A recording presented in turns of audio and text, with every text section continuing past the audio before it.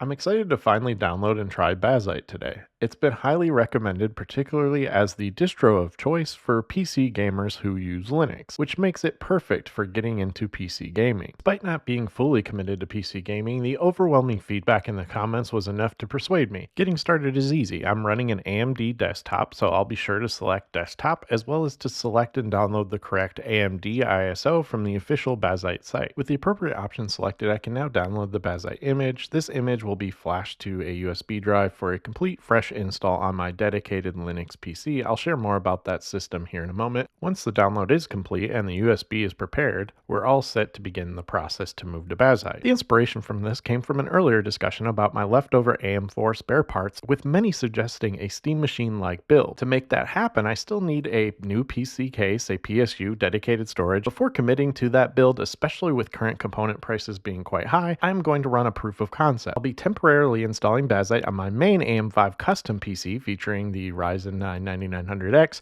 and adding back my RX 7600 to see if Linux PC gaming is the path I want to pursue. It wasn't long ago that I removed this GPU to switch to the iGPU for my workflow. However, the fun of PC building in Linux is the ability to constantly experiment, right? More importantly, it simply makes sense to use what I have and already own before spending money on additional parts. If this works well, I'll proceed with the AM4 Spare Parts build to create a dedicated Steam machine for my TV gaming. Then, if PC gaming truly captures my interest, an ultimate gaming rig could be something I build in the future. While physically reinstalling the GPU isn't difficult, as you can see, it only takes a few minutes. The real challenge is maneuvering within this tight confine of a small form factor Fractal Terra Jade case. While I appreciate the small size of this case, future plans for an ultimate gaming build will definitely require a major upgrade to a larger case. That transition will be essential for better component clearance and, most importantly, enhanced cooling, as this design limits me to a single fan and minimal internal space for adding any GPUs really. For now, I'll quickly tidy up the cables and put the panels back on, then I'll boot into the BIOS to update settings, specifically to re-enable resize bar now that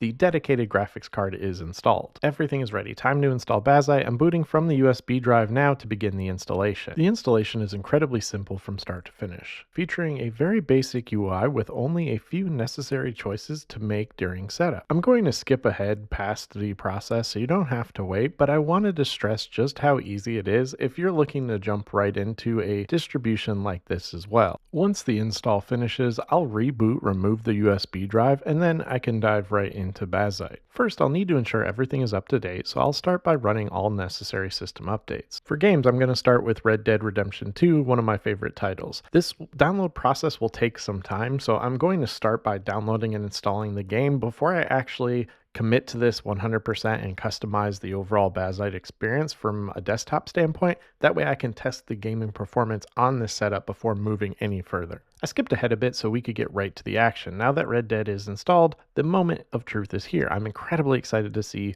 what PC gaming is all about on this specific machine. This game is a timeless classic for me and our household. My wife has played this through 6-7 times to nearly 100% completion. It's easily in my top 3 favorite. If you made it this far at this point, let me know your thoughts on Red Dead Redemption 2 or share your personal top games in the comments. So far, performance is stellar right out of the gate. Everything looks and sounds amazing, and the system is still operating very quietly. Right now, everything in the graphic settings is cranked up to ultra with Vulkan enabled. When the actual gameplay begins, I will activate the performance monitor at the top of the display for those curious about the frame rates and usage numbers. It's important to remember this is just a proof of concept on my high-end system. Ultimately, this GPU will move to my spare part AM4 build featuring the Ryzen 7 5700X, which should deliver excellent performance for TV and living room gaming, really mimicking the modern Steam machine. Since I acquired those AM4 spare parts at a decent price, this DIY solution will likely also be cheaper than the final Steam machine retail price, which is a fantastic bonus if this test proves successful. I'm starting to hear the fans now, but they're still pretty quiet, enough that the microphone isn't picking them up. I'm actually relieved, as I expected things to get loud relatively quickly given the combination of this small case and mid-range GPU, but so far, so good. As the actual gameplay unfolds here shortly, everything is exceptionally smooth. While truly maxing out future AAA titles would require a newer, much more expensive GPU, the Ryzen 9 9900X CPU is barely utilizing its potential and staying remarkably cool. Another quick thing to note, the monitor I'm currently playing on is the Samsung G8 32-inch Odyssey OLED monitor. It works really well. I love this monitor. It works great for everything I throw at it, and from a gaming standpoint, everything looks really nice on this monitor during gameplay. The fans are still audible, and I can detect a slight warmth from the case, but the temperatures remain good, and the noise is not distracting at all. After playing this long intro sequence here on my desk setup, I'm now going to move the PC over to the TV since my intended use is for living room or bedroom gaming. Testing on a TV is the next logical step. The display I'm starting with is a 65-inch LG, but the primary living room TV, a newer, thinner 55-inch Sony OLED with Samsung surround sound, is currently reserved for my wife's gaming, so here we are on the LG TV. And playing on the TV and setting this up is just as easy as setting it up on my desk setup, which is also nice to see. And then overall, the gameplay still looks great, feels great overall, and everything sounds really awesome on here. I'm really enjoying this overall gaming setup, and I think I might be into this whole PC gaming thing.